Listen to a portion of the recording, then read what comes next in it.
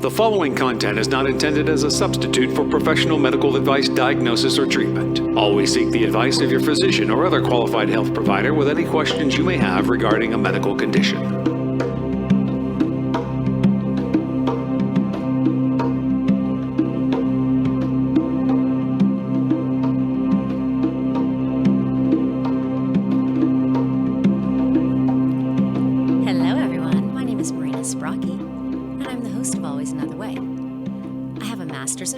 Counseling, and I'm the Ippy Award-winning author of Stop Looking for a Husband, Find the Love of Your Life, and Nasty Divorce, A Kid's Eye View. I write positive divorce advice for the HuffPost, and I'm trained in clinical hypnosis. And this podcast is for out-of-the-box thinkers and people who hear the call of hope in always another way.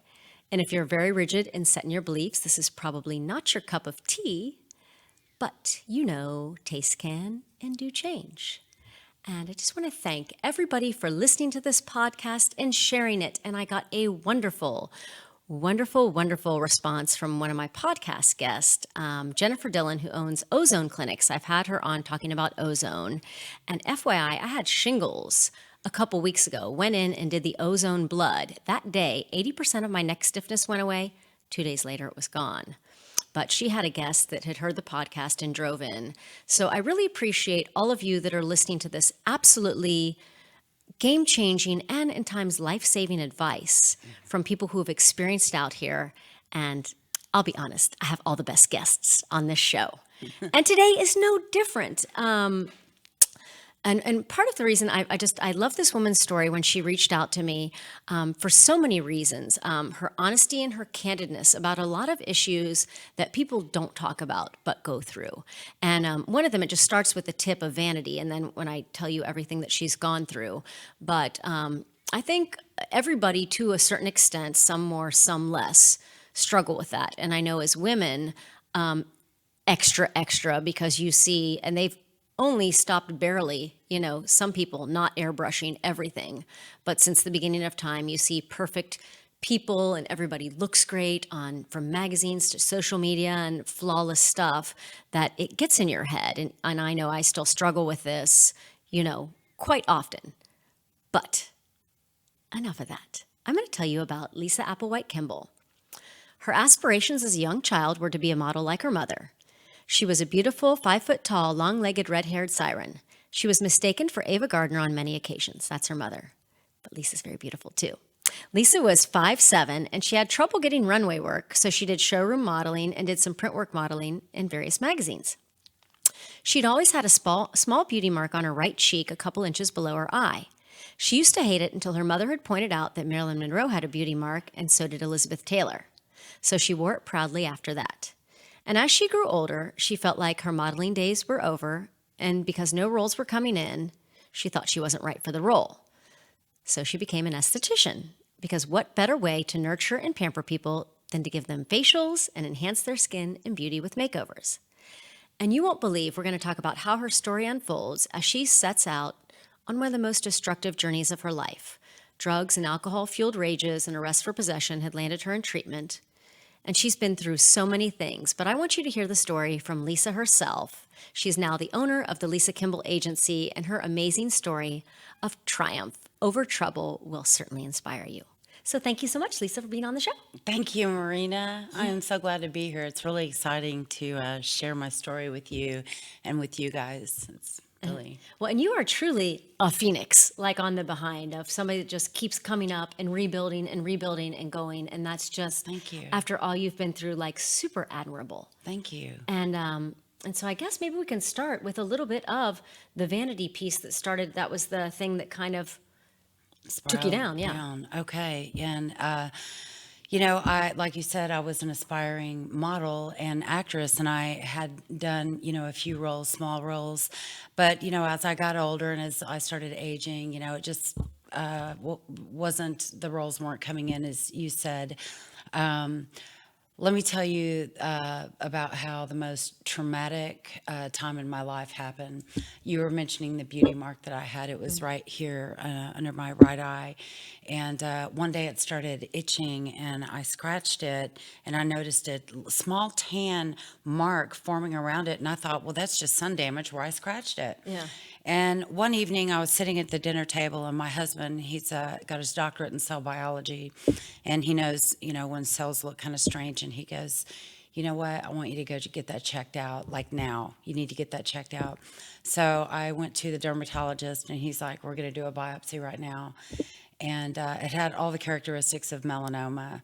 And I get the call 3 days later, and what I thought was going to be, possibly a melanoma. I thought it would be squamous cell or another They're just type going to of. slice it off. Yeah, they was just going to do a little Mohs surgery and slice it off. He said, Lisa, I've made an appointment with you at UT Southwestern to see one of the best oncologists for cancer reconstruction, Dr. James Thornton. And so when I got there, they did the first large biopsy, which was about the size of a dime. And I thought, okay, this is going to leave a big scar. It's going to leave a pretty good scar across my face, but, something I can live with. Let me fast forward to waking up in surgery. I woke up from surgery and I couldn't see out of my right eye. I thought I had lost my eye. That's one of the reasons he sent me to UT Southwestern, because he said the cancer it goes so close to your eye, it may have reached your eye and you would have lost your eye. I would have lost my eye. Yeah. So I wake up from surgery. I had no cheekbone. I mean, everything was just flat. And there's a picture right there. You can see my lower eyelid, where he got skin from the back of my ear to make that. And the scar you can see on the front here goes all the way down to the corner of my mouth. Oh, yeah. And it went over to the side of my face. You can't really see on the camera, but the scar went here, and it was a flap under my eye, all the way across my face. You can see here behind the back of my neck. Yeah. And so when I woke up and couldn't see, there you can see it right there. Yeah. When I woke up and I couldn't see, my face was really in so much deep pain. And I remember the look on my husband's face. I can't explain this look. It was like a hurt, like he knew I was going to be just really, freaked out by this. And, like I said, my face was my moneymaker for a while, and I took that for granted. Yeah. A lot of times when God gives you a gift, you misuse it, and sometimes you can take it away. And so I was so angry. I was so freaked out by what I saw in the mirror. There is nothing you can really put into words when you look at your image in the mirror and not only do you not recognize yourself, it's frightening. The image I saw was frightening. Yeah, and I was just thinking about it when you'd sent me that too. Like, I'd freak out for sure too, for sure. Well, what compounded that was I was scared to go outside. I was scared to go to the store. And about 3 months, I don't know if you have a picture of me 3 months in, where it was still just, it looked almost like a Halloween mask. And I walked into Kroger, and I smiled at this little boy, and he ran behind his mother, ran behind her legs and hid and started crying.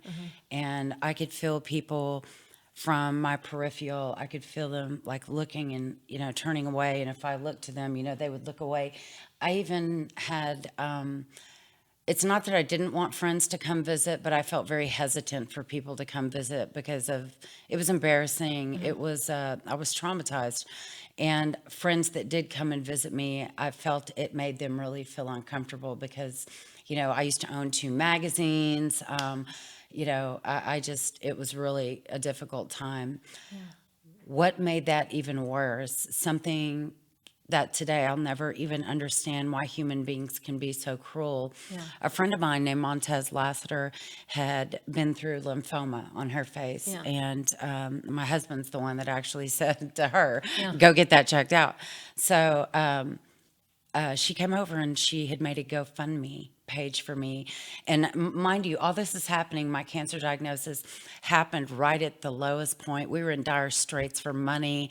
We had we were forced to sell our house with a $50,000 loss in Stonebriar. And we had to rent this tiny little house.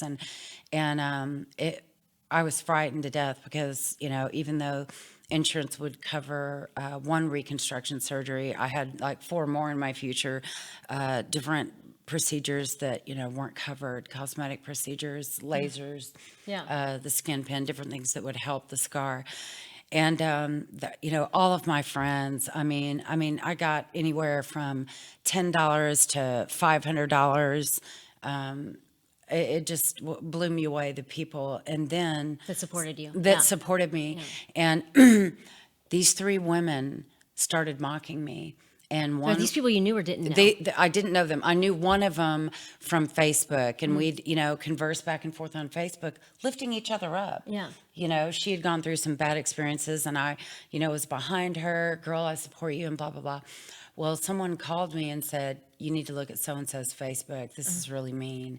And these are like full-on grown adults, too. these are not like 13-year-olds. No, these are grown women, my age and a little younger. And some of them were, prominent, successful women, but they were kind of like, I guess, self-appointed socialites, which looked really bad on their part. So let me fast forward. They got on this campaign to humiliate me and to ruin my character by saying I was using fake makeup to make my face look like I had cancer so I could get money for plastic surgery procedures, for Botox, for eyelids. And it got even deeper and crueler. Like they couldn't see that and not see that that's not Well, real. what happened was one of them pointed out, she posted 2 pictures. Look, she's so stupid that she didn't even use the right side this time. She did it on the left side. And people were like, are you kidding? It depends on how you're taking the picture, a selfie, or if it's turned that way or whatever. It's, the mirror images change. Yeah. So I just am still... Just adding insult to injury. I'm still, it was like beyond anything I'd ever experienced. I'd heard of people being bullies but when a person has cancer and they went through the trauma that I went through to further, compound that injury to my whole being was beyond me. And Brian Cuban, actually, he's a successful author, lawyer. He's been an inspiration to a million people, and I've been friends with Brian Cuban. We met like 22 years ago. Anyway, that's Mark Cuban's brother.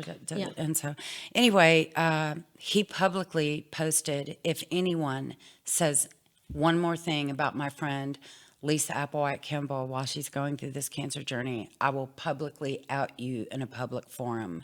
Meaning he was like going to go to the media with these, he called them, I think brought it to their attention how spoiled and how overprivileged. Why? Shame on you, basically. And why would you even do that? Like when, that's what I was the impetus thinking. Behind that, it's very weird. Well, you should have. Well, it says something about the person who does that. I got like 500 responses from people that were, line after line. How horrible! Shame on you, and blah blah blah. But in my mind, it hurts so deeply. Yeah. The only thing I knew to do was pray for them. Oh, man. And it is so That's hard. That's a big person of you.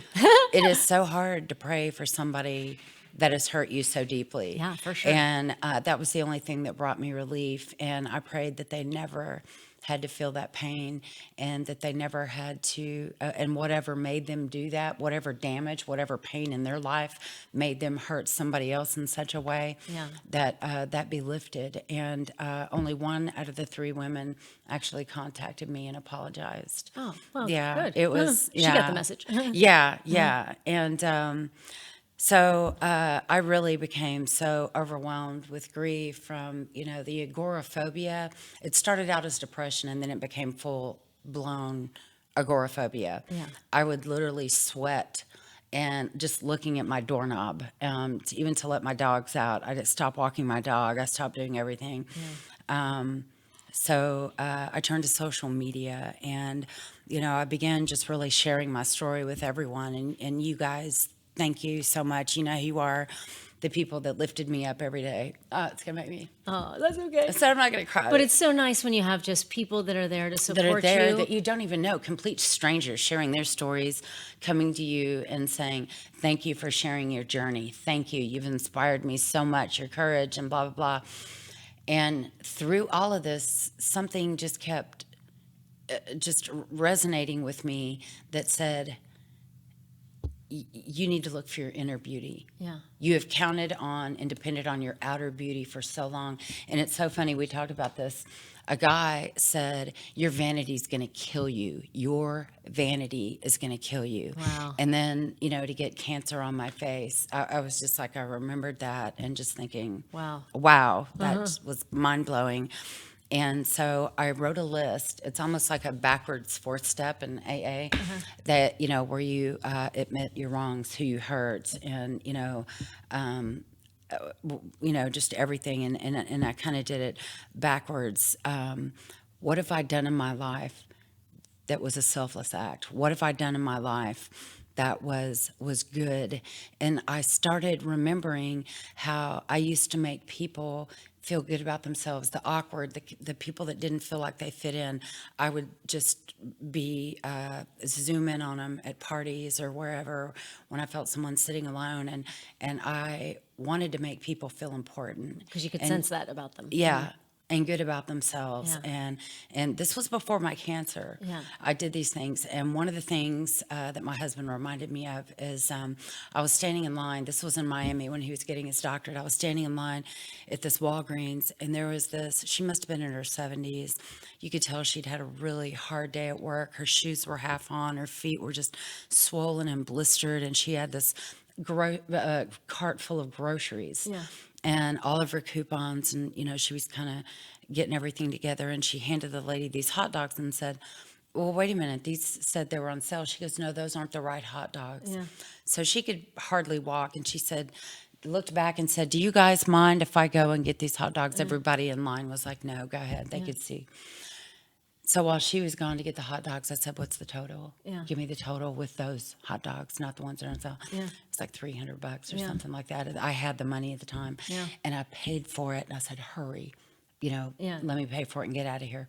So I paid for it, and I made a beeline for my car. And as I was driving out of the parking lot, it scared me to death. These two people knock, knock, knock on my window, and I jumped, and they said, we saw what you did. Oh. And if that didn't just inspire, and that act of kindness from a stranger for that woman alone, it inspired the people that saw that. Oh, for sure. Yeah. For sure. Because they do have a ripple effect. It really does. It really like that does. thing McDonald's had where you pay for someone's breakfast behind you, just little acts like that. So I was writing all this stuff going, you know what? I am a good person. I did have a self-destructive path with drugs and alcohol, and I got angry at God a couple of times, really angry at God, and turned away from Him, and was just like, I'm going to do whatever I want. I'm going to partake in anything I want, and that did involve drugs and alcohol, leading to an arrest. Well, and that's also back in like 2000. for, looking for something too. I think anybody that goes for that. Looking for relief. Yeah, looking for relief. It Yeah. if it feels a need for people, anybody that gets into that, and I've had struggles with the same thing too. Yeah. It's just fulfilling a need for something or masking pain. People run towards pleasure and hide from pain, a natural instinct. And Yeah. Well, thank you for understanding that. A lot of people. No, that's the truth. Nobody goes straight to like train wrecking. Nobody's like, well, today, like everything's going great, but I think I'm going to drive this bus into something. But yeah, right. Anybody who goes to that is searching for relief from pain, whatever kind of pain that they're in, for sure. And I was raised in the church, and I was, raised with God, and, I could have prayed, and I could have gone to the church. I turned my back on everything that I was brought up with and got on a self-destructive path. One of the things was my third miscarriage. I mean, and that's super rough. That is, and there's so many women that struggle with infertility and all this kind of stuff out there. Yeah. And I was really, really angry at my last miscarriage, And so anyway, I had a couple other things that I was, really mad at him for. And, my mother's death. the way I treated my mother before her death, you know, not understanding what Alzheimer's was, Yeah. and not getting her treatment in time. We just thought she was doing things for attention, or, you know. And so, and then this last thing with the cancer, I was like, That's a really, whole out lot. of my whole body, out of everything, on my face, really, my moneymaker. You know? But that's a lot of things for one person. I mean, Yeah, really, that's a huge yeah, bag of stuff. yeah. Yeah. And that was just like in a decade. So Yeah, all of that that was a lot. compounded in a decade. So through this, I, you know, like I said, I turned to social media, and you know, my husband was saying, don't put your whole life on there. Don't put everything that's going on with you on there. And I thought it was really important for people to know what I was doing every day to get myself out of that. And, you know, The real life as it goes. Yeah. yeah, and the extreme gratitude for people, complete strangers from all over the world, were saying, "Look at what happened to me," or my, you know, Jerry Gabbert, a friend of mine, who's, God bless him, you know, his wife going through that while I was going through my cancer journey, and she lost, and you know, just the different people that had come into my life, and people that had already been in my life, that had been through their struggles. They were just, you know, unbelievable people, and that, you know, helped us along the way, and you know, through the cyberbullying. And I have some people that you know, had been to a charity that I threw. This is really weird. I threw a charity in 2010 for Lauren Scruggs. She wrote a book about, I don't know if you remember her. She was out looking at Christmas lights. She was a fashion blogger. And they were looking at Christmas lights, and she accidentally walked into the propeller and lost her hand Oh and my her gosh. eye. Yeah. And I just felt like, I need to do something. I need to do something, you Yeah. know. And a girlfriend of mine said, let's have a charity for her. And we did. And I contacted every news venue there. 'Cause you And, know I what mean, that's like. Yeah. Yeah. And even, you know, Good Morning America was there. And then it was so weird how, you know, years later, something happened to my face. And, you know, people that were at the Oh, charity. so this is way before this happened. Yes, Oh, wow. then 2010, and mine was 2018. People, Kathy Vaith, this beautiful, beautiful woman, inside, great Christian. You know, she introduced me just recently to another lady that has a show, Jennifer Sheehan. And but Kathy happened to be at my events that Leanne Locken was hosting. She's really big in the charity world, as everybody knows. She's on a reality show. And Burton Gilliam from Blazing Saddles, he came. Everybody just came to this girl's rescue. So through meeting these people, we kind of became friends. Kathy was a neighbor of mine, very successful, smart businesswoman, style icon, and she would always have something to say on Facebook that lifted me up. Kim Harmon Gatlin, she's another person I promote through read her my book. business. I know, isn't she great? And I just posted the other day, Kim, you always have the right thing to say at the right time. It's just, you know, she kind of says what everybody else is thinking, but we're afraid to say. And then she'll have just really meaningful, beautiful stuff to say. And I've actually called Kim for advice on some different things that had to do with some celebrities that I do promote. And she's, you know, they're kind of helping me with some contacts here and there for this project I'm about to talk about. So through some, I have to tell this story. I'm sorry. I'm going to Yeah, back that's up. all right. I like stories. This is great. And I'll get emotional telling this story because it was a miracle. It really was my proof that there was God. Yeah. This is when I was at the treatment center. Actually, we were actually in a halfway house with many different women, and every morning I would get my coffee, and I would come out, and the backyard was a large backyard. There was a covered area, you know, with the barbecue pit and all that, and then there was this large swimming pool, and over past the swimming pool there was this large wall, like a 10-foot wall, and on the other side of that wall were these big, huge oak trees. It was Miami palm trees, everything. And I would watch the squirrels play in the morning, every morning, watching them play, and the birds. And I was appreciating nature and Mother Nature and how beautiful everything was, and every little creature, appreciating everything.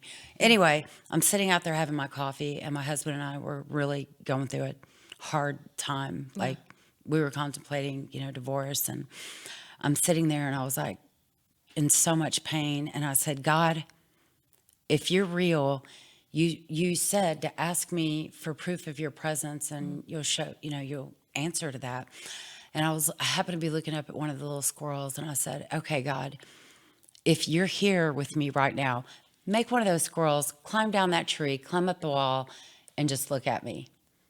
This is absolutely 100% true. At the instant I said that, one of the squirrels stopped playing. He crawled down the tree out of my sight, and I was like, okay, that's weird. And all of a sudden he appeared on the wall. Whoa. And listen to this, it gets better. Uh-huh. He looked right at me.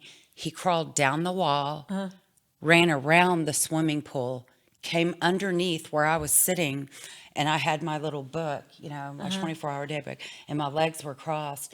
And he came right in front of me to where I moved my toe. I pulled my foot back because I thought, he might bite my toe. Yeah. And he sat up like this and looked at me. And that's when I just hit my knees and just said, thank you.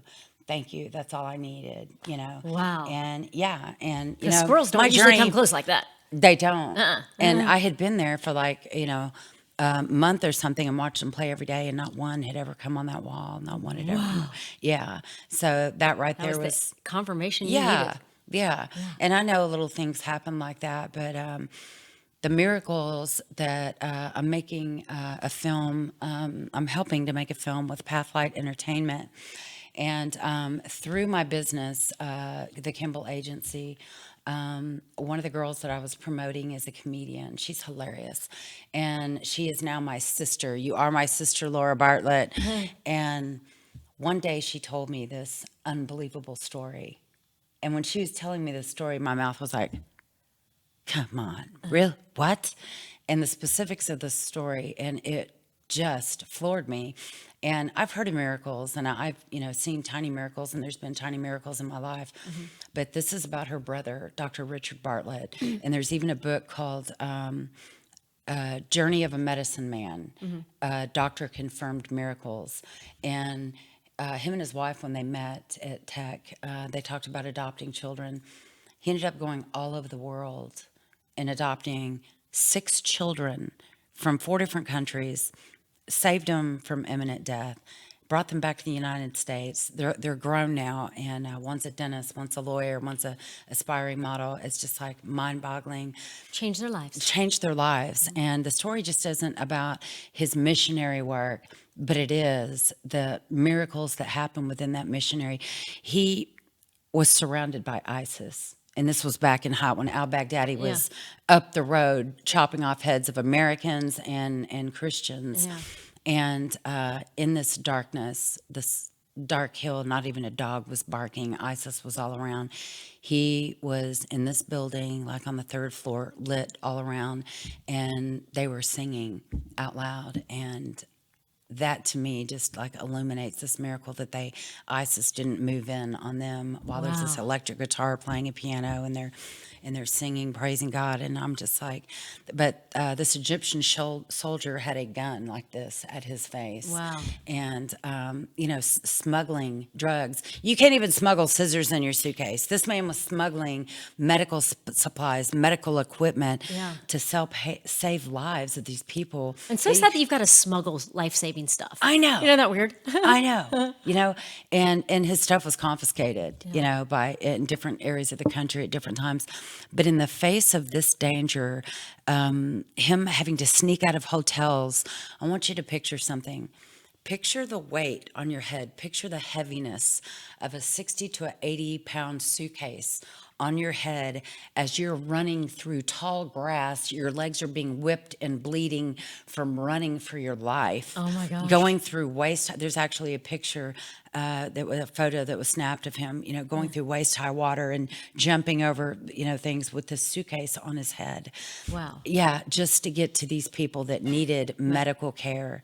And then what that did, that story made me look at this and how insignificant my pain was, how insignificant my life was. Wow. And if more people were that selfless and could have the courage to go in the face of danger to save other people's lives, that are starving, that are so sick then that they're dying, and he prayed over them. And there were some medical miracles that go against anything medical, that goes against medical logic. I love those stories because there are lots of them. Then you're going to love this, because Yeah. we're making this film. Yeah. We are going to make this film, but I'm going to need some help. I need some help. I hope you don't mind if I share this, but Share. Thank you. Our director from Pathlight Entertainment and their producer, Benjamin Dane from Pathlight Entertainment, as soon as they said this story, they were like, yeah, this wasn't just the whole story. His persecution from a disgruntled employee that tried to sue him for a hostile work environment because he prayed in his office. He had a plaque that talked about prayer in his office. And because he had Christian music playing in the lobby, they called that a hostile work environment. So this was like, they got Jay Sekulow involved. It was a really big deal. Beyond the saving people, they were worried about that. Yeah.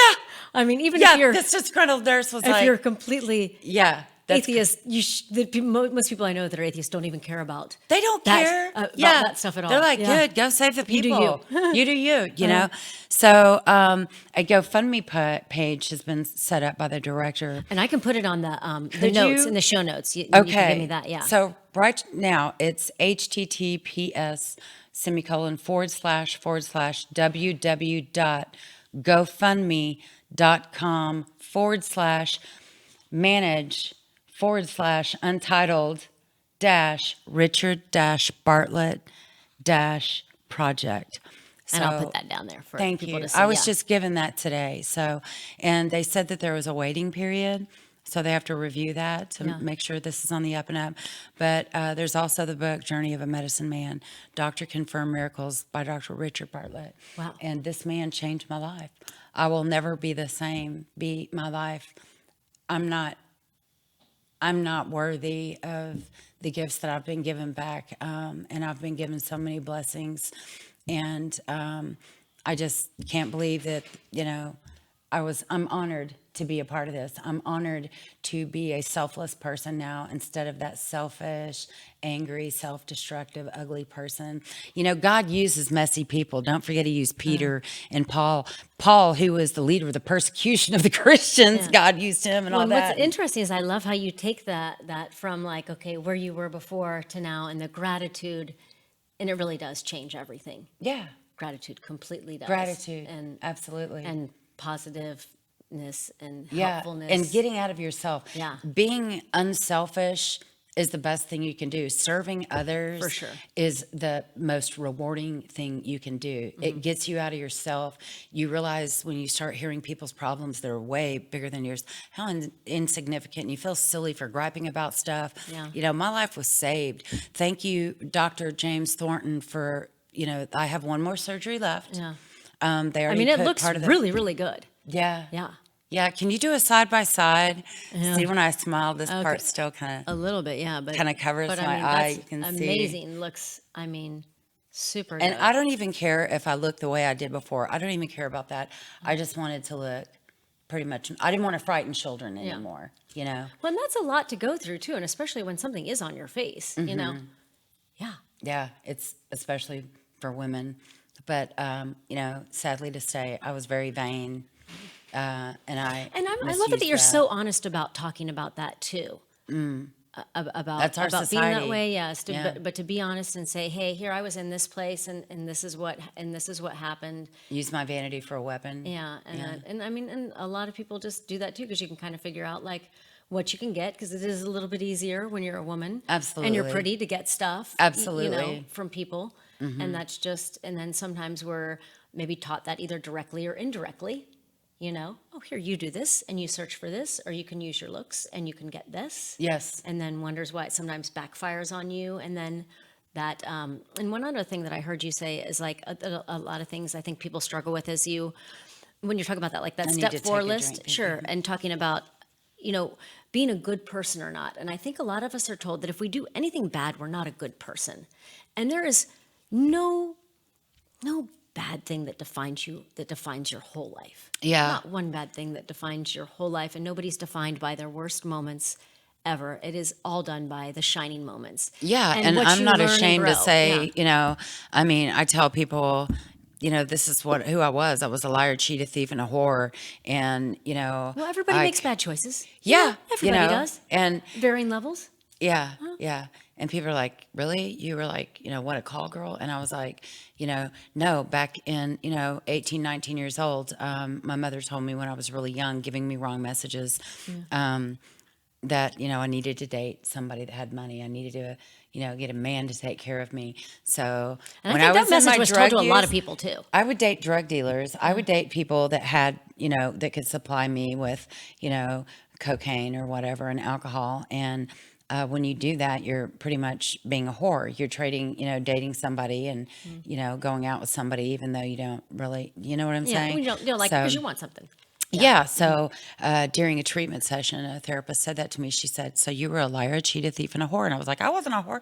She's like, "No, you were." So And then just when you're fueled by that and that whole scene, Yeah. keeps people in that cycle of stuff too. Yeah. Until somebody says, yeah, yeah. all right, I'm done. And what I'd been in and out of a 12-step program, and back in and love it. And I share my experience, strength, and hope with people. And there were a lot of people out there praying for me, and that's the only reason I'm still here. I know that. And so, speaking about still here, do you want to dive into talking about the suicide and ketamine stuff? Oh yeah. One of the things that was after my miscarriages, and it was so devastating. The depression was so devastating. I was turning to different avenues before I cried out to the Lord. And the one thing that I know absolutely that helps people with severe depression is something called ketamine infusion. And I did 2 of the ketamine infusions, and it is scary at first. I only know of it. And I know they've that heavily researched it in a lot of places yeah, too. well, so. people used it as some kind of party drug. I'm not really It familiar. is. It's called K, and they go into That's K right, holes and special stuff K. like that. Yeah. And but it's also used medicinally for things like depression and all kinds Well, of other things. what the doctor that explained to me is they put it in such a large amount of like saline or whatever and dilute it a lot, that small amounts of it given over about an hour really helps your dopamine levels, really helps you. So it was so weird. The first treatment of the ketamine infusion, my suicide ideation stopped. And that's huge. amazing. That's huge. You can get somebody out of suicide ideation. Yeah, that's super good. And people frown on help from doctors, but my father-in-law was a doctor, and if he were here today, he would frown upon a lot of the stuff. And people are God gave us brains. God, gave us brains to use, and doctors are gifted. And a matter of fact, I have to tell you, one of my doctors, besides Dr. Richard Bartlett, Dr. Lee Brock, he is also a missionary, and he prays with me before every surgical procedure on my spine, nerve blocks and stuff like that. And even Dr. James Thornton, when they rolled me in there with half of my face gone, and I couldn't feel anything, I knew that my whole face wasn't there. I knew that because I felt the tugging at my eye, and I felt them pulling everything, and I went in and I told the nurse she was about ready to put this mask over me. And I said, wait, before you do this, somebody please pray for me, because I thought I was going to die, And there were so many student doctors in there. I mean, Dr. Thornton called his whole team in there because they had to see how he was captain in the Naval Reserve, a pilot, one of those, guys that do the emergency medicine on the fields or whatever, So when someone has half their face blown off, this is the guy to go that's to. a crazy job. That's a crazy job. Can you imagine? So this guy and his nurses, they all have their masks on, and he said a prayer, and I felt better going to sleep. That's Good. Yeah. Yeah. But the ketamine infusion, anyone that suffers from severe depression, agoraphobia, especially depression where there's suicide ideation involved on a daily basis, to where you're actually planning it out in your head. I would look into that. There are major studies. My husband is a doctor in cell biology, and he won't let me go near anything unless he's done the research, and he did a lot of research on this, and gave me a thumbs up on it. And it was a it can be really life-changing for people. Also, people that suffer from chronic pain, and you know, so And I have a I'm not pot- advocating this Well, I for have a- just anybody. I'm saying in that time, And they're going to turn away. Medical professionals aren't going to take just anybody for that. It's not for recreation. a lot. medical You'd be stuff. surprised all the medical profession that is for this, Well, and a lot of oh, it's yeah. saying this is crazy. This is all hippie, But it's been snake oil research. stuff. It's totally been research proven. yeah. And one of my early ones, I had Dr. Richard Idell on that talked about ketamine. We also talked about psilocybin for depression. What's and that? Psilocybin, they're a mushroom, so they grow in the ground. Yeah. okay. And it's nature grown, but people have used them for depression. They're using that also in the UK. Why not? And it makes a huge difference. Yeah. And I've done them too, maybe on the more recreational side, but I've had Yeah, I did them in Austin. It was great. completely It was, like life-changing experiences and mental shifts. yeah. And that's what it takes to get somebody out of something. So anything that can make you have a mental shift to go from Yeah. suicide ideation to not. Yeah. There's a mental shift that Oh, well, happens this was there, way before you my know? suicide ideation that I'd done. I was like 19 years old in Austin, Texas, and Yeah. tried it for the first time. But yeah, what do they do? Do they just take one of the enzymes from the mushroom and put it into a capsule? Do they dry it? I don't know how exactly they do it, but it's therapeutically done. So you're working with a therapist. So it's not Right. just like, and same things with psychedelic stuff. It's not just like people are like, well, I know tons of people that did those drugs and they're not good, because that's not how it works in the therapeutic realm. Like the MDMA they're using for you're couples with, therapy. it's not just for fun on Saturday nights. You're doing it with therapy. It's medical grade, and Right. then you're actually working with somebody after, because one drug experience is not going to cure you. You have to be after, and there has to be work going on Yeah. too. It's not, nothing is just like a one pill or one something miracle Right, cure. right. But if you can make a step to get out of something, Yeah. that's huge. Yeah, it's so funny how people are okay with, like I suffer from chronic pain and I have to take medication. Yeah. I mean, I have to. My life, quality of life would be horrible without it. And I just had tailbone injections. I'm like kind of squinching in my seat here, but they've done tailbone injections. I had a neurostimulator actually injected or inserted into my spine, and I've had many neck injections. So it's amazing that people will be okay with that stuff, but they aren't okay with these new doctors that are researching this. Or I mean, in the two drugs that kill the most people, alcohol is completely legal. Oh, I know, right? Right. And marijuana is only in some states, but Yeah. it doesn't kill anybody from the drug itself. Right. Neither, Actually, I think neither does alcohol should LSD. be It doesn't illegal, kill but- anybody from the drug itself. You Yeah. can't die from that drug itself. Yeah. I just don't want the government coming in and telling us what we can do with medication and what we can't. And, I just think that it's, I'm for kind of less government. And I think a state to state by thing is, it's works for a lot of people. If you don't like here, move the next one, Right. But, yeah, it's just, whatever's going to help a human being live a better quality of life. For me, it's God, it's prayer, it's, the medications that I have to take when I have to take them. It's so funny. I've never abused my pain medication when I've had to take it, which Yeah. isn't every day, but, and I think it's because, well, for, one thing, it makes me a little bit nauseous. It does. Yeah, 'cause I know that can hurt people's stomach, It too. does. It messes up my stomach. So, but the injections, I say go for it. Do whatever you need to do. But prayer and meditation for me, and it's hard for me to meditate because I'm a little bit ADHD, and I'm over here, and I'm over here, my brain's over here. So to get me to sit still, it's like trying to get a nap to And sit I think down, prayer is a form of meditation too, for sure. Absolutely, absolutely. I read Jesus Calling every morning, and read some passages. And then it's so weird because every single day lately, it's been what I've needed, what I needed to hear that day. And one of the things today was he wanted me to feel his presence. He wanted me to know that I was there, which reminded me of the squirrel story. So, Nice. Yeah. Very, very good. very cool. And so you're bouncing back from all this stuff now. Got a movie in the works. Got a movie in the works. We need help with funding. We've got, like I said, the production company, Pathlight.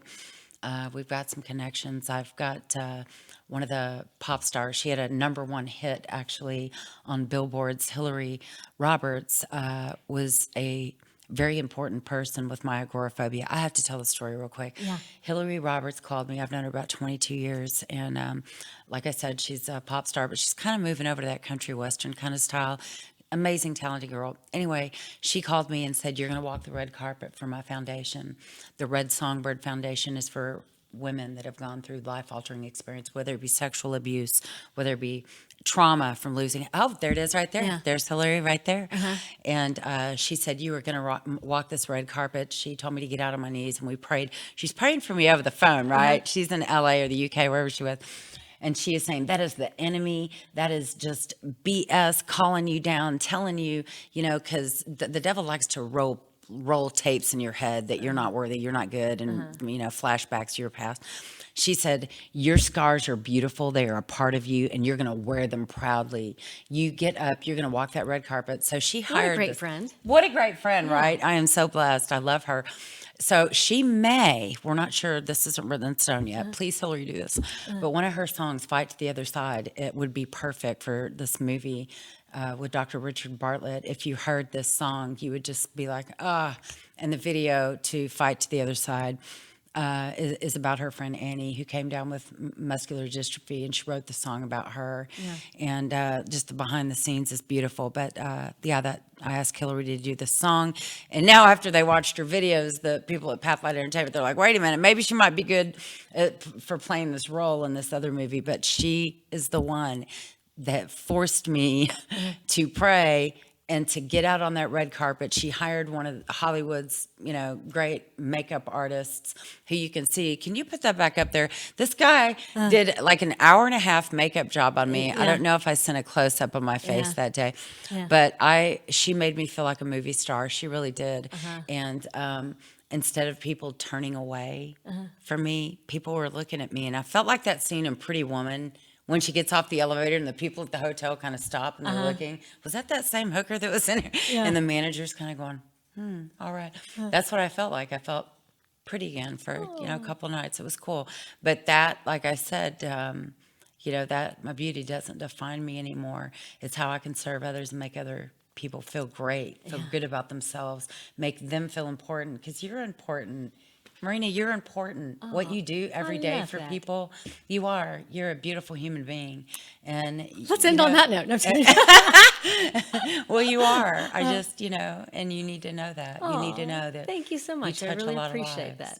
Thank you for having me. Thank you. Well, and likewise, we are at that time, and I thank you so much for just sharing your beautiful story. And it was so nice in that fight to the end, because that's what Always Another Way is also about, because there is fight to the other side. Always another way to do things. You are never stuck. Yeah. Never, ever, ever, ever stuck. There's another way. Maybe you haven't seen it yet. Yeah. But it will be coming for you. Yeah. And then in just your inspiration of going through so much adversity, but keep coming out of it on top, and then your genuine heart is beautiful. And I will put all the GoFundMe and how you can reach Lisa in the show notes. And I just want to thank you all for listening, because you know that there is always another way.